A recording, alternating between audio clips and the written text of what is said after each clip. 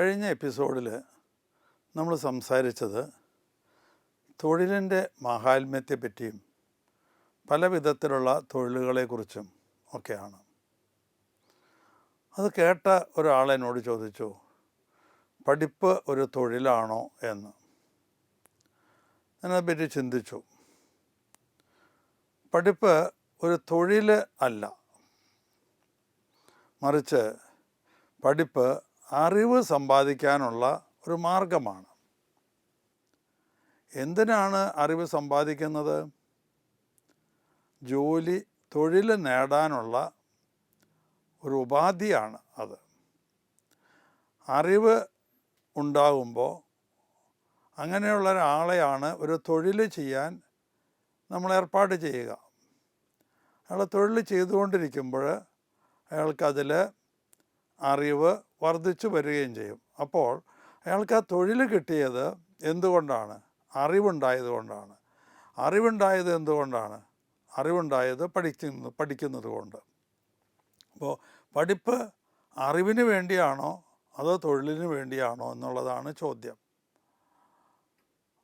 പഠിപ്പ്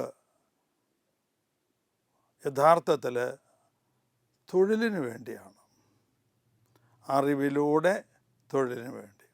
ഇവിടെ ഒരാളെ അങ്ങനെ കണ്ടുമുട്ടുകയുണ്ടായി. അദ്ദേഹത്തിന് 6 or 7 പോസ്റ്റ് ഗ്രാജുവേറ്റ് ഡിഗ്രി ഉണ്ട്. അദ്ദേഹം അത് മുഴുവൻ അറിവ് നേടാൻ വേണ്ടിയിട്ട്. അപ്പോൾ ജോലിയുണ്ടോ, തൊഴിലുണ്ടോ എന്ന് ചോദിച്ചു. തൊഴിലുമുണ്ട്. അദ്ദേഹം ഒരു വക്കീലുമാണ്. അപ്പം അദ്ദേഹത്തിൻ്റെ മേഖല മാത്രമല്ല, ഒരുപാട് മേഖലയിൽ അദ്ദേഹം അറിവ് സമ്പാദിച്ചിട്ടുണ്ട്. അതാണോ നല്ലത്, അതോ അദ്ദേഹത്തിൻ്റെ മേഖലയിൽ തന്നെ ഇനിയും കൂടുതൽ അറിവ് സമ്പാദിക്കുന്നതാണോ നല്ലത്? ഇതാണ് രണ്ടാമത്തെ ചോദ്യം. അദ്ദേഹത്തിൻ്റെ മേഖലയിൽ കൂടുതൽ ഉന്നത സ്ഥാനങ്ങളിലേക്ക് പോകണമെങ്കിൽ അദ്ദേഹം അറിവ് സമ്പാദിക്കേണ്ടത് ആ മേഖലയിൽ തന്നെയാണ്. വേറെ മേഖലകളിൽ അറിവ് സമ്പാദിക്കുന്നത് കൊണ്ട് പ്രത്യേക കാര്യം ഒന്നുമില്ല. അദ്ദേഹത്തിൻ്റെ പ്രൊഫഷനെ, തൊഴിലിനെ അത് സഹായിക്കുന്നില്ല. ഒരു കോൺവെർസേഷനിലോ ഒക്കെ നമുക്ക് നമ്മുടെ അറിവ് പ്രകടിപ്പിക്കാൻ കഴിയുമെന്നതല്ലാതെ, മറ്റുള്ളവർ പറയുമ്പോൾ നമുക്കത് കൂടുതൽ മനസ്സിലാക്കാൻ കഴിയുമെന്നല്ലാതെ, കൂടുതൽ അറിവ് സമ്പാദിക്കേണ്ടത് അദ്ദേഹത്തിൻ്റെ തന്നെ തൊഴിലിനോട് ബന്ധപ്പെട്ടതാണ്. അപ്പോൾ പഠിപ്പും തൊഴിലും തമ്മിലാണ് നേരിട്ട് ബന്ധപ്പെട്ടിരിക്കുന്നത് എന്ന് പറയാനാണ് ഞാൻ ഇത്രയും സമയം ശ്രമിച്ചത്. പഠിക്കുന്ന കാലഘട്ടത്തിൽ തൊഴിൽ ചെയ്യുന്ന പലരെയും ഞാൻ കണ്ടിട്ടുണ്ട്. ഒരുപാട് പേരെ എൻ്റെ ഓർമ്മയിലുണ്ട്. ഞാനൊക്കെ പഠിക്കുന്ന കാലത്ത് എൻ്റെ വീട്ടിലെ തൊഴിൽ എല്ലാം ചെയ്തിരുന്നു.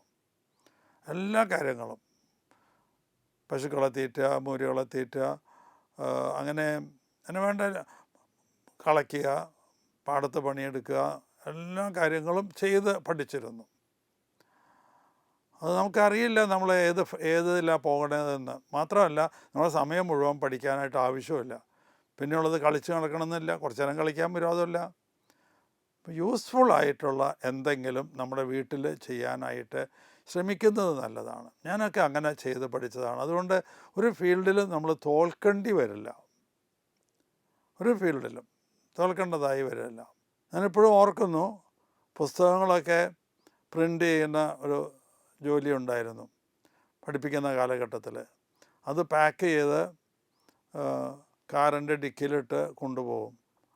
അങ്ങനെ എൻ്റെ ഒരു കൂലിക്കാരനും കൂടെ, ഈ പാക്ക് ചെയ്യുന്ന കൂലിക്കാരനും കൂടെ വരാറുണ്ട്. അങ്ങനെ ഒരിക്കൽ ഈ ട്രാൻസ്പോർട്ട് സ്റ്റേഷനിലെത്തിയപ്പോൾ അവിടുത്തെ യൂണിയൻകാർ പറഞ്ഞു, ഇയാൾ തൊടാൻ പറ്റില്ല, നിങ്ങൾക്ക് വേണമെങ്കിൽ ഇറക്കാം. അപ്പോൾ ഞാൻ കെട്ടെടുത്ത് ഇറക്കി അവിടെ വെച്ചു. അപ്പോൾ നമ്മൾ ജോലി ചെയ്ത് പഠിച്ചാലും നമുക്ക് ഏത് പ്രതിസന്ധിയെയും നേരിടാനായിട്ട് കഴിയും.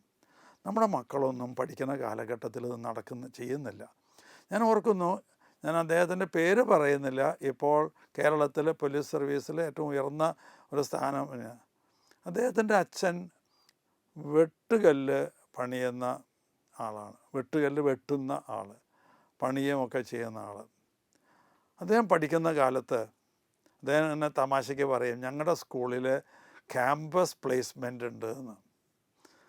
ക്യാമ്പസ് പ്ലേസ്മെൻറ്റ് എന്ന് പറഞ്ഞാൽ എന്താണെന്ന് അദ്ദേഹം വെച്ചു, തൊട്ടടുത്തെങ്ങാനും വീടുകൾ വാർക്കണതുണ്ടാവും, വീട് വാർക്കുന്നത്. അന്നത്തെ ദിവസം അവർ സ്കൂളിൽ പോയില്ല, അവർ ആ വാർക്കുന്ന വീട്ടിൽ പോകും. കോൺക്രീറ്റ് ബക്കറ്റ് ഇങ്ങനെ എറിഞ്ഞു കൊടുക്കുന്ന ജോലിയാണ്, അപ്പോൾ അതിനുള്ള പൈസ കിട്ടും. അതാണ് അദ്ദേഹം ക്യാമ്പസ് പ്ലേസ്മെൻ്റ് എന്ന് പറയുന്നത്. അങ്ങനെ ജോലി ചെയ്ത്, പഠിക്കുന്ന കാലത്ത് ജോലി ചെയ്ത് എത്രയോ ഉന്നതരായിട്ടുള്ള ആൾക്കാരെ ഉണ്ട്. ഞാൻ എൻ്റെ സ്കൂളിലെ കാലഘട്ടം ഒന്നും കൂടി ഓർക്കുകയാണ്. ഇസ്മയിൽ എന്ന് പറഞ്ഞ് എനിക്കൊരു സീനിയർ സ്റ്റുഡൻ്റ് ഉണ്ടായിരുന്നു, 2-3 കൊല്ലം സീനിയറാണ്. ഞാനിത് പറയുന്നത് 1950-നും 1956-നും ഇടയ്ക്കുള്ള കാലഘട്ടത്തിലാണ്. അദ്ദേഹം ന്യൂസ് പേപ്പർ ഏജൻ്റായിരുന്നു. കുറച്ച് പ്രായമുണ്ട്, എന്നിട്ടാണ് പഠിക്കാൻ വന്നത്. അന്നൊക്കെ കുറച്ച് പ്രായമുള്ളവരൊക്കെ പഠിക്കുന്നവരുണ്ടാവും. ചിലപ്പോൾ 14 വയസ്സൊന്നും അല്ല, 15 വയസ്സൊന്നും അല്ല, 10-20 വയസ്സായവരൊക്കെ 10ാം ക്ലാസ്സിൽ പഠിച്ചിരുന്ന ഒരു കാലഘട്ടമാണ് ഞങ്ങളുടെ കാലഘട്ടം. അപ്പോൾ അദ്ദേഹം ന്യൂസ് പേപ്പർ ഏജൻറ്റാണ്. അവിടെ ന്യൂസ് പേപ്പർ വരുന്നത് ഏകദേശം ഒരു ഉച്ച തിരിഞ്ഞിട്ടാണ്. റെയിൽവേ സ്റ്റേഷനിൽ വന്ന്, തൃശ്ശൂരിൽ നിന്നാണ് പേപ്പർ വരുന്നത്, കല്ലേറ്റങ്കര റെയിൽവേ സ്റ്റേഷനിൽ വന്ന് അവിടെ നിന്ന് വേണം അദ്ദേഹം എടുക്കാൻ. സ്കൂൾ വിട്ടാൽ അയാൾ സൈക്കിളുമ്പോൾ പായും, എന്തിനാ ഈ പേപ്പർ എടുക്കാൻ. പേപ്പർ എടുത്ത് അത് വീടുകളിൽ ഡിസ്ട്രിബ്യൂട്ട് ചെയ്യും. അങ്ങനെ എൻ്റെ വീട്ടിലൊക്കെ അദ്ദേഹം പിറ്റേ ദിവസമാണ് പേപ്പർ ഇടാറ് കാലത്ത്. കാരണം തലേ ദിവസം എത്തില്ല, ഒരു പാടത്തിൻ്റെ കരയ്ക്കലാണ്. അപ്പോൾ അവിടെ നടന്നു കൊണ്ടുവന്ന് ഇടണം, പാടത്തേക്കൂടെ സൈക്കിൾ കൊണ്ടുപോകാൻ പറ്റില്ലല്ലോ. കൊണ്ടുപോകുന്നവരും ഉണ്ടായിരുന്നു. അപ്പോൾ അദ്ദേഹം പിറ്റേ ദിവസം ഇടുക. അതിനൊക്കെ ജോലി ചെയ്തിരുന്ന ആൾക്കാരെ ഒരുപാട് പേരെ എനിക്കറിയാം. ഈ ഒരു മാസം മുമ്പ് ഒരു കുട്ടി വന്നിട്ട് എന്നോട് പറഞ്ഞു, ഞാൻ BBAക്ക് പഠിക്കുകയാണ്, എനിക്ക് വെക്കേഷനിൽ എന്തെങ്കിലും ഒരു ജോലി കിട്ടണം, അത് അടുത്ത കൊല്ലത്തെ ഫീസ് കൊടുക്കാൻ വേണ്ടിയിട്ടാണ്. ഞാൻ ആലോചിച്ചോ, ഈ കുട്ടി എത്രയോ നന്നായി ചിന്തിക്കുന്നു. അപ്പനെയും അമ്മേനെയും ബുദ്ധിമുട്ടിക്കാതെ സ്വന്തം പഠിപ്പിൻ്റെ ചിലവ് വഹിക്കാൻ. ഒരു പക്ഷേ അപ്പൻ്റെയും അമ്മയുടെയും ബുദ്ധിമുട്ട് ആ കുട്ടി നണ്ട് മനസ്സിലാക്കിയിട്ടുണ്ടാവണം. എത്ര പേരുണ്ട് മാതാപിതാക്കളുടെ സാമ്പത്തികമായ ബുദ്ധിമുട്ടുകൾ കണ്ട് മനസ്സിലാക്കി അതിനനുസരിച്ച് അഡ്ജസ്റ്റ് ചെയ്യുന്ന എത്ര കുട്ടികളുണ്ട്? വളരെ കുറവാണ്. മാതാപിതാക്കളുടെ കഷ്ടപ്പാടോ ഒന്നും ഈ കുഞ്ഞുങ്ങൾ പലരും നോക്കുന്നില്ല. അവർ കൂട്ടുകൂടി ആർഭാടമായിട്ട് ചിലവുകൾ ചെയ്തുകൊണ്ടിരിക്കുകയാണ്.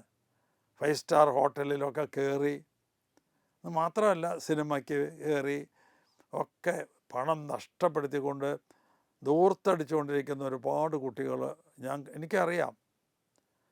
അവരുടെ മാതാപിതാക്കൾ കഷ്ടപ്പെടുന്ന ഇത് എത്രമാത്രമാണ്. ഞാൻ ഇവരോട് പറയാറുണ്ട് പലപ്പോഴും കുട്ടികളോട്, മക്കളെ, നിങ്ങൾ പഠിക്കുന്നതിന് വേണ്ടി നിങ്ങളുടെ മാതാപിതാക്കൾ എത്ര കഷ്ടപ്പെടുന്നുണ്ടെന്ന് നിങ്ങൾക്കറിയുമോ? 15, 20, 25 കൊല്ലങ്ങൾക്ക് അപ്പുറം നിങ്ങളുടെ മക്കളെ പഠിപ്പിക്കേണ്ട സമയം നിങ്ങൾക്ക് വരും. 25 കൊല്ലം എന്നൊക്കെ പറയുമ്പോൾ +1 +2 പഠിപ്പിക്കുന്നതാണ്. ഇന്ന് എത്ര പണമാണ്? ഗവൺമെൻറ് സീറ്റല്ല കിട്ടുന്നതെങ്കിൽ, എയ്ഡഡിലോ ഗവൺമെൻറ്റിലോ ആണ് നിങ്ങൾക്ക് കിട്ടുന്നതെങ്കിൽ വലിയ ചിലവില്ല. അല്ലെങ്കിൽ എത്ര വലിയ ചിലവാണെന്നറിയാമോ? എന്തിന്? ഒരു നഴ്സറിയിൽ കൊണ്ടുപോയി ചേർക്കണമെങ്കിൽ എത്ര വേണം? സാധാരണ നഴ്സറിയിൽ ചേർക്കാൻ 10-50-1000 ഉറുപ്പിക വേണം. അപ്പം ഞാൻ പറയും, മക്കളെ, നല്ലൊരു ജോലി കിട്ടിയല്ലാതെ നിങ്ങൾക്ക് നിങ്ങളുടെ മക്കളെ പഠിപ്പിക്കാൻ പറ്റില്ല. എങ്ങനെയാണ് ജോലി കിട്ടുക? ഞാൻ നേരത്തെ സൂചിപ്പിച്ചു, അറിവുള്ളവനെ ജോലി കിട്ടുള്ളൂ, കഴിവുകളുള്ളവനെ ജോലി കിട്ടുള്ളൂ. അറിവ് എങ്ങനെയാണ് ഉണ്ടാകുക? പഠിക്കുന്ന കാലത്ത് നന്നായി കഷ്ടപ്പെടണം. ഇതൊന്നും കുട്ടികൾ ഇന്നിപ്പോൾ തയ്യാറല്ല. പകരം മാതാപിതാക്കൾ ശേഖരിച്ച് വയ്ക്കുകയാണ്, അവന് ദൂർത്തടിക്കാൻ ശേഖരിച്ച് വയ്ക്കുക.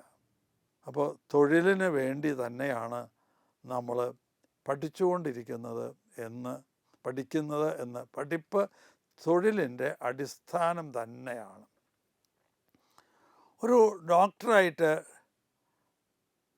പഠിക്കുന്ന ഒരു കുട്ടിയാണെങ്കിൽ അവരുടെ സമയത്തിൻ്റെ ഭൂരിഭാഗവും ആ ഫീൽഡുമായി ബന്ധപ്പെട്ട് പഠിക്കാനായിട്ട് ശ്രമിക്കണം. എൻ്റെ സ്ഥാപനത്തിൽ 2-3-4 കുട്ടികൾ പഠിപ്പ് കഴിഞ്ഞിട്ട് മെഡിക്കൽ കോളേജിൽ പഠിക്കുന്ന കാലഘട്ടത്തിൽ അവർ താമസിക്കാനായിട്ട് അവിടെ വരും. അവർ ചിലർ പറയാറുണ്ട്, ഒരുത്തൻ എല്ലാം MBBS ഒക്കെ കഴിഞ്ഞു, അയാൾ അമേരിക്കയിലേക്ക് പോകാനായിട്ട് തയ്യാറായി ഇങ്ങനെ നിൽക്കുകയാണ്. അയാളിങ്ങനെ പറയാറുണ്ട്, സാറേ ക്ലാസ് കഴിഞ്ഞാലും ഞാൻ അവിടെ വാർഡുകളിലൊക്കെ ഇങ്ങനെ ചുറ്റിപ്പറ്റി ഇങ്ങനെ നടക്കും, ഏതെങ്കിലും ഡോക്ടറുടെ പിന്നാലെ ഇങ്ങനെ നടക്കും. അല്ലെങ്കിൽ ഡോക്ടർ ഇല്ലാന്ന് വെച്ച് കഴിഞ്ഞാൽ പേഷ്യൻസിനോട് സംസാരിച്ച് ഒക്കെ ഇങ്ങനെ നടക്കും. ഞാൻ ചോദിച്ചു, എന്താ അങ്ങനെ ചെയ്യുന്നത്? അതിന് അനുവാദമുണ്ടോ? അതിന് അനുവാദം ഉണ്ട്, അതിന് കുഴപ്പമില്ല. എന്താ അങ്ങനെ ചെയ്യുന്നത്? അത് കൂടുതൽ അറിവ് നേടാൻ വേണ്ടിയിട്ടാണ്. പുതിയ പുതിയ രോഗങ്ങളെക്കുറിച്ച് അറിയാൻ പറ്റും. ക്ലാസ്സിൽ ലിമിറ്റേഷൻ ഉണ്ട്. രോഗങ്ങൾ അറിയുന്നതിനും പുതിയ പുതിയ പ്രാക്ടിക്കൽ കേസുകൾ അറിയുന്നതിനുമൊക്കെ ലിമിറ്റേഷനുണ്ട്. ഇവിടെ അങ്ങനെ ലിമിറ്റേഷനില്ല.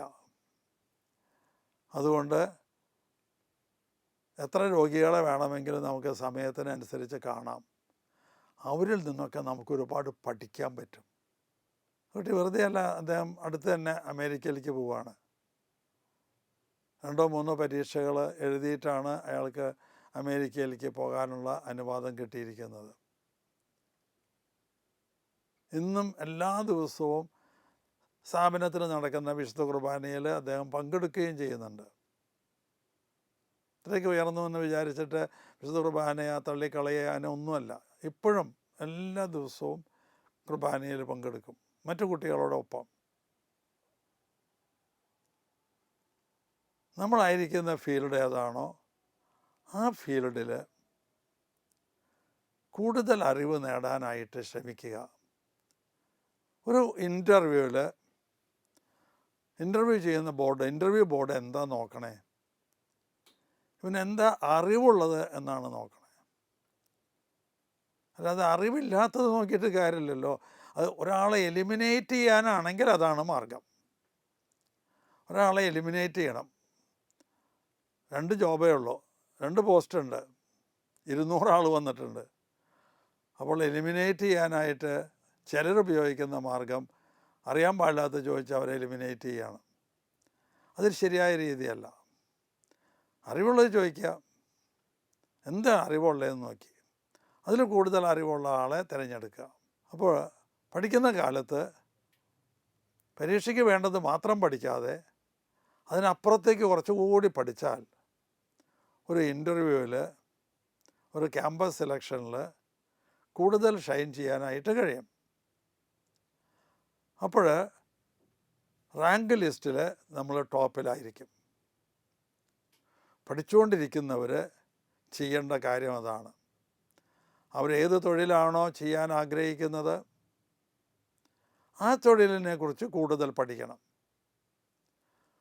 ഒരു പക്ഷേ പഠിക്കുന്നത് BSc ആവാം. ഇത് കഴിഞ്ഞൊരു ടൂറിസ്റ്റ് ഗൈഡ് ആവണമെന്നാണ് അദ്ദേഹത്തിൻ്റെ ആഗ്രഹം. ഇന്ന് ടൂറിസ്റ്റ് ഗൈഡിനൊക്കെ നല്ല ഡിമാൻഡുള്ളതാണ്. അപ്പോൾ അദ്ദേഹം അതിലേക്ക് വേണ്ട അറിവ് ഇതിൻ്റെ സൈഡ് ബൈ സൈഡായിട്ട് ശേഖരിക്കുകയാണ്. ഇപ്പോൾ ഒരു ടൂറിസ്റ്റ് ഗൈഡിനെ സെലക്ട് ചെയ്യുന്ന സമയത്ത് അദ്ദേഹം ചെന്ന് കഴിയുമ്പോൾ അദ്ദേഹത്തിൻ്റെ ഡിഗ്രി മാത്രമല്ലല്ലോ നോക്കുക, അദ്ദേഹത്തിന് ഈ മേഖലയിൽ എത്ര ആപ്റ്റിറ്റ്യൂഡുണ്ട്, എന്ത് ആപ്റ്റിറ്റ്യൂഡുണ്ട്, എന്തുമാത്രം അറിവുണ്ട്, ഇതൊക്കെ ടെസ്റ്റ് ചെയ്യും. അപ്പോൾ പഠിച്ചുകൊണ്ടിരിക്കുന്ന കാലത്ത് ഏത് ജോലിയാണോ നമുക്ക് ആഗ്രഹം ആ ജോലിയുമായി ബന്ധപ്പെട്ട് കൂടുതൽ കാര്യങ്ങൾ പഠിക്കുന്നത് നല്ലതാണ്. അതിനുള്ള സമയമൊക്കെ ഇഷ്ടം പോലെയുണ്ട്. സമയമില്ല എന്നൊക്കെ വെറുതെ കുട്ടികൾ പറയുന്നതാണ്. ഞാനൊരു ചെറിയ ഉദാഹരണം, ഞാൻ ഇന്നലെയാണ് അടുത്ത വർഷത്തേക്കുള്ള ഇയർ പ്ലാൻ തയ്യാറാക്കിയത്. അടുത്ത കൊല്ലം നീറ്റ് എക്സാമിനേഷൻ ഏകദേശം മെയ് ആദ്യത്തെ ആഴ്ചയിലായിരിക്കും. ഞങ്ങൾ തുടങ്ങുന്നത് ജൂൺ മാസത്തിൻ്റെ മിഡിലിൽ. അപ്പോൾ എത്ര ദിവസം ഉണ്ടെന്ന് നോക്കി. 334 ദിവസമുണ്ട്. അതിലെത്ര ദിവസം ക്ലാസ് ഉണ്ടെന്ന് നോക്കി. 217 ദിവസമാണ് ക്ലാസ് ഉള്ളൂ. 334 217 കഴിച്ച് 117 ദിവസം ബാക്കിയുണ്ട്. ഒരു കുട്ടിക്കും അവിടെ വരേണ്ട ആവശ്യം തന്നെയില്ല. 117 ദിവസമുണ്ട് ബാക്കി. എന്തൊക്കെ ചെയ്യാൻ പറ്റും ഈ 117 ദിവസം? പലപ്പോഴും എന്താ പറയുകയെന്ന് വെച്ചാൽ, ഭയങ്കര സ്ട്രെയിനാണ്, ഭയങ്കര സ്ട്രെസ്സാണ് എന്നൊക്കെയാണ് പറയണത്. കണക്ക് കൂട്ടി നോക്കുന്നില്ല. നമ്മുടെ സ്കൂളിൽ പഠിക്കുന്ന കുട്ടികൾ അവർക്ക് എത്ര ഹോളിഡേ കിട്ടുന്നുണ്ടെന്ന് അവർ നോക്കുന്നില്ല. 365 ദിവസത്തിൽ 200 വർക്കിംഗ് ഡേ കഴിഞ്ഞാൽ 165 ദിവസവും അവർക്ക് മുടക്കാണ്. 165 ദിവസം. പിന്നെ സമരം വേറെ കിട്ടും. പകുതിയിലധികം സമയം സ്കൂളിൽ പോകണ്ടാത്ത സമയമാണ്. ഈ സമയം എത്ര നന്നായി യൂട്ടിലൈസ് ചെയ്യുന്നുവോ അവനാണ് കയറി വരിക. ഇത് നമ്മുടെ കുട്ടികൾക്ക് അറിയില്ല. മാതാപിതാക്കൾ പറഞ്ഞു കൊടുക്കണം, അധ്യാപകർ പറഞ്ഞു കൊടുക്കണം. ഞാൻ എൻ്റെ ഇയർ പ്ലാനിൻ്റെ ഏറ്റവും മുകളിൽ പേജിൽ തന്നെ ഇത്ര ദിവസം, അതിലിത്ര ദിവസം വർക്ക്, ഇത്ര ദിവസം ഒഴിവ്, ഈ ദിവസങ്ങളിൽ നിങ്ങൾക്ക് 24 മണിക്കൂർ നിങ്ങളുടെ ഇതിലാണ്. വർക്കുള്ള ദിവസം ഒരു 6 മണിക്കൂർ സ്കൂളിലേക്ക് വേണ്ടി പോകും. 2 മണിക്കൂർ യാത്ര ചെയ്യാനെന്ന് കുറിച്ചു എക്സസ്സാണ്. 6×8 പിന്നെയും 16 മണിക്കൂർ അവരുടെ ഈ വർക്കുള്ള ദിവസങ്ങളിൽ തന്നെ 16 മണിക്കൂർ കുട്ടികളുടെ കൈവശമുണ്ട്. ഹോളിഡേയ്സിൽ 24 മണിക്കൂറും അവരുടെ കയ്യിലാണ്. ഇതൊക്കെ യൂട്ടിലൈസ് ചെയ്യാനായിട്ട് തയ്യാറുള്ള ഒരു കുട്ടിക്ക് സമയം ഇല്ല എന്നൊരു പരാതി ഉണ്ടാവില്ല. ടെൻഷനാണ്, പരാതി ഉണ്ടാവില്ല. പഠിച്ച് തീർന്നില്ല, അങ്ങനെ ഒരു പരാതി ഉണ്ടാവില്ല. പലരും വിചാരിക്കുന്നത് സ്കൂൾ തുറന്ന് സ്കൂളിൽ പോയാലേ പഠിക്കാൻ പറ്റുള്ളൂ എന്നാണ്. സ്കൂളിൽ പോയാൽ പഠിക്കാനുള്ള സംവിധാനങ്ങൾ തുറന്നു കിട്ടുക മാത്രമാണ്. അധ്യാപകനിൽ നിന്ന് മനസ്സിലായി ഇങ്ങനെയാണ് പഠിക്കേണ്ടത്, ഇതാണ് കാര്യം. ബാക്കിയുള്ള സമയം അവൻ അത് ഉപയോഗപ്പെടുത്തി പഠിക്കണം. ഞാൻ നേരത്തെ സൂചിപ്പിച്ചതുപോലെ മെഡിസിന് പഠിക്കാൻ ഒരു കുട്ടിയാണ്, ഡോക്ടറാവാൻ പഠിക്കുന്ന ഒരു കുട്ടിയാണ് എങ്കിൽ അവൻ ചെയ്യേണ്ടത് ബാക്കി സമയത്തും അതുമായി ബന്ധപ്പെട്ട കാര്യങ്ങൾ ഓർക്കുക. എൻ്റെ അടുത്ത് പിന്നെയും ആൾക്കാർ വന്നിങ്ങനെ, ഇപ്പോൾ ഒരു മെഡിക്കൽ കോളേജിൽ പഠിച്ചുകൊണ്ടിരിക്കുന്ന ഒരു കുട്ടിക്ക് ഏതെങ്കിലും ഒരു നഴ്സിംഗ് ഹോമിൽ ചെന്ന് ഒരു ഡോക്ടറുടെ കീഴിൽ പരിശീലനം നേടാം. നല്ല മിടുക്കന്മാർ ഡോക്ടർമാരില്ലേ, അവരുടെ പിന്നാലെ നടന്നാൽ മതി. അവരുടെ പിന്നാലെ നടന്നാൽ മതി. അതൊക്കെ ബിലോ ഡിഗ്നിറ്റി അല്ലേ? നല്ല മിടുക്കനായ ഒരു ഡോക്ടറുടെ പിന്നാലെ നടന്നു. അദ്ദേഹം എന്തൊക്കെ ചെയ്യും ഒന്നും ചോദിക്കേണ്ട, വെറുതെ ഒബ്സർവ് ചെയ്താൽ മതി. എൻ്റെ അടുത്ത് ഈ BCom-നും MCom-നും ഒക്കെ പഠിക്കുന്ന കുട്ടികൾ വരാറുണ്ട്. അക്കൗണ്ട് സെക്ഷനിൽ കുറച്ച് പരിശീലനം നേടാനായിട്ട് സഹായിക്കുമോ എന്ന് ചോദിച്ച്. എനിക്കവരെ സഹായിക്കണമെന്ന് ആഗ്രഹമുണ്ട്. പക്ഷേ അക്കൗണ്ട് സെക്ഷനിലുള്ളവർ പറയും, അയ്യോ മാഷേ അവർ വന്ന് ഇരുന്നോട്ടെ, പക്ഷേ ഇത് തൊഴാൻ പാടില്ല.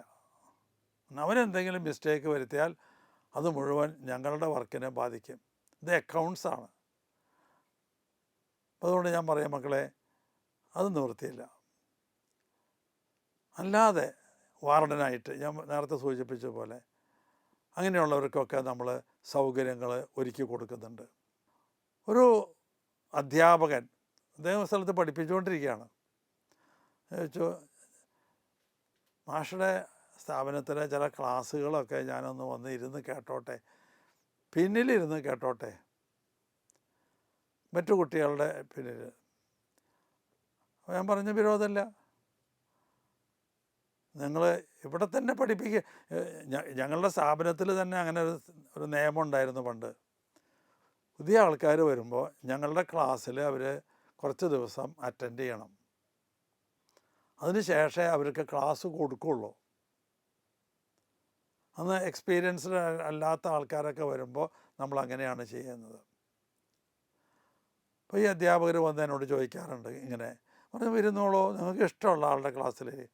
ഇപ്പോൾ സുവോളജി ആണെങ്കിൽ അദ്ദേഹം സുവോളജി ക്ലാസ് എല്ലാ ക്ലാസ്സിലും പോയി അറ്റൻഡ് ചെയ്യും. ചിലർ ഗൾഫിലേക്ക് പഠിപ്പിക്കാൻ പോകുന്നവരുണ്ട്, അവർ വന്നിരുന്ന് അറ്റൻഡ് ചെയ്യും. എന്തൊരു നല്ല ഒരു ആഗ്രഹമാണ് അവരുടെ കയ്യിലുള്ളത്.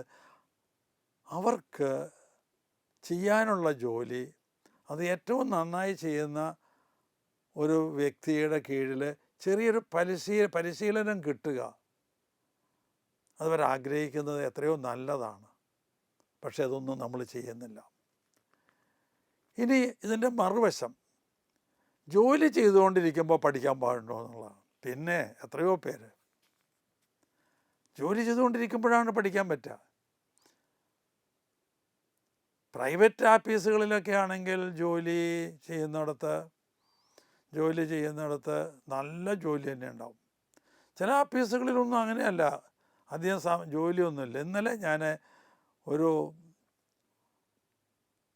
PDAയിൽ ഹാൻഡിക്രാഫ്റ്റ്സിൻ്റെ ഒരു PDAയിൽ 2 സമ്മാനം മേടിച്ചു കൊടുക്കാൻ പോയി. അവിടെ ചെന്നപ്പോൾ അവിടെ ആരും ഇല്ല, ജോലിക്കാരൻ 5-6 പേരുണ്ട്, വെറുതെ ഇരിക്കുകയാണ്. ഇനി ഒരു സാധനം വില ചോദിച്ചാൽ അവരുടെ റിയാക്ഷൻ വളരെ സ്ലോ മോഷനിലാണ് അവർ ഓരോന്ന് ചെയ്യണേ. ഇനി ഒരു സാധനം നമ്മൾ വാങ്ങിച്ചു, ഒരു ബില്ലാക്കണമെങ്കിൽ നേരെ എത്രയാണ്. ഞാൻ ഇതൊക്കെ ഇന്നലെ അനുഭവിച്ച കാര്യമാണ്. അതൊന്ന് പൊതിഞ്ഞെടുക്കണതിന് എന്തോരം നേരം പിടിക്കണം. ഇവർക്ക് ഒരു ചാലഞ്ചില്ല. ഒരുപാട് സമയം അവിടെ ഉണ്ട് എന്ന് കാണുമ്പോൾ അതെന്തെങ്കിലും പഠിക്കാൻ ഉപയോഗിച്ചൂടെ? ഒന്നുമില്ലെങ്കിൽ അവിടെ ഇരുന്നൊരു പുസ്തകം വായിക്കാനെങ്കിലും ഉപയോഗിച്ചൂടെ? ഹാൻഡിക്രാഫ്റ്റ്സിനെ കുറിച്ച് കുറേ കാര്യങ്ങൾ അറിയാനെങ്കിലും ഉപയോഗിച്ചാൽ വല്ല വരുന്ന ആളുകൾക്ക് പറഞ്ഞു കൊടുക്കാമല്ലോ. ജോലി ചെയ്തുകൊണ്ടിരിക്കുന്നവർ അവരുടെ ജോലിക്കിടയിൽ ഒഴിവ് സമയമുണ്ട് എന്ന് കണ്ടാൽ അത് പഠിക്കാനായിട്ട് ഉപയോഗിക്കാം.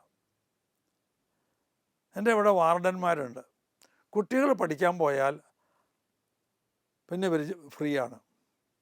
ചിലപ്പോൾ 8 മണി മുതൽ 4 മണി വരെ 4:30 മണി വരെയോ അവർ ഫ്രീ ആണ്. കുട്ടികൾ സ്കൂളിൽ പോവാണ്. പലരും MA വരെ എഴുതിയെടുത്ത കുട്ടികളെ എനിക്കറിയാം. അവിടെ ഇരുന്ന് പഠിച്ചിട്ട് MA വരെ എഴുതിയെടുത്തവർ. ഈയിടെ ഒരു വ്യക്തിയെ ഒരു കല്യാണ വീട്ടിൽ വെച്ച് കണ്ടുമുട്ടി. എൻ്റെയൊക്കെ പ്രായമുള്ള ഒരാളാണ്. അദ്ദേഹത്തിനെ കണ്ടപ്പോൾ അദ്ദേഹത്തിൻ്റെ മക്കളും കൊച്ചുമക്കളുമൊക്കെ അവിടെ പഠിച്ചിരുന്നതാണ്, അവരൊക്കെ ഇന്ന സ്ഥലത്താണെന്നൊക്കെ ഇങ്ങനെ പറയണ്ടായി. അപ്പോഴേക്കും കുറച്ച് അകലെ നിൽക്കുന്ന അദ്ദേഹത്തിൻ്റെ മകളെ വിളിച്ചു വരുത്തി. അപ്പോൾ ഞാൻ ചോദിച്ചു, എന്ത് ചെയ്യുന്നു? ഞാൻ അമേരിക്കയിലാണ്, 36 കൊല്ലമായിട്ട് അമേരിക്കയിലാണ്. എന്ത് ചെയ്യുന്നു അവിടെ? ഞാനവിടെ എൻജിനീയറാണ്. ഞാൻ അവിടെ ചെന്നിട്ടാണ് എൻജിനീയറിങ് പഠിച്ചത്. അവിടെ ഹൗസ് വൈഫായിട്ട് പോയി, ഇഷ്ടംപോലെ സമയം കിട്ടി, അപ്പോൾ പഠിക്കാൻ പോയി. അവിടെ എൻജിനീയറിങ് പഠിച്ചു, നല്ല ജോലിയായി. അപ്പോൾ ജോലിയുള്ള ആളുകൾ, ഹൗസ് വൈഫ് എന്ന് പറഞ്ഞാൽ അതൊരു തൊഴിൽ തന്നെയാണത്. ആ തൊഴിൽ എക്സ്പെർട്ടൈസ് ഉണ്ടാക്കി എടുക്കുന്നത് ആവശ്യമാണ്. തൊഴിൽ തന്നെയാണ്, ശമ്പളം കിട്ടണില്ല എന്ന് മാത്രമേ ഉള്ളൂ. പരോക്ഷമായി അവിടെ ശമ്പളമുണ്ട്, വേറൊരാളെ വെക്കുകയാണെങ്കിൽ ശമ്പളം കൊടുക്കണ്ടേ. അപ്പോൾ അവർ പറഞ്ഞു 36 വർഷത്തിൻ്റെ ഉള്ളിൽ ഞാൻ ഇങ്ങനെ പഠിച്ച് ജോലിയൊക്കെ നേടി. എത്രയോ പേർക്കാണ് ഇതുപോലത്തെ സൗകര്യങ്ങൾ. ജോലിയില്ലാതിരിക്കുന്ന ഭാര്യ ഏതെങ്കിലും ഒരു ജോലിക്ക് വേണ്ടി ശ്രമിച്ച് അതിനുവേണ്ടി പഠിച്ച് അതിലെത്തിക്കഴിഞ്ഞാൽ ഭർത്താവിനൊരു സപ്പോർട്ടായി. അപ്പോൾ തൊഴിലും പഠിപ്പും രണ്ടും ഒരുമിച്ച് പോകുന്നതാണ്. തൊഴിൽ ചെയ്യുമ്പോൾ പഠിക്കണം, പഠിച്ചുകൊണ്ടിരിക്കുമ്പോൾ തൊഴിൽ ചെയ്യുകയും ചെയ്യണം. ചെയ്യാമെന്നല്ല ഞാൻ പറഞ്ഞത്, ചെയ്യണം. പഠിച്ചുകൊണ്ടിരിക്കുമ്പോൾ തൊഴിൽ ചെയ്യണം, തൊഴിൽ ചെയ്തുകൊണ്ടിരിക്കുമ്പോൾ പഠിക്കുകയും വേണം.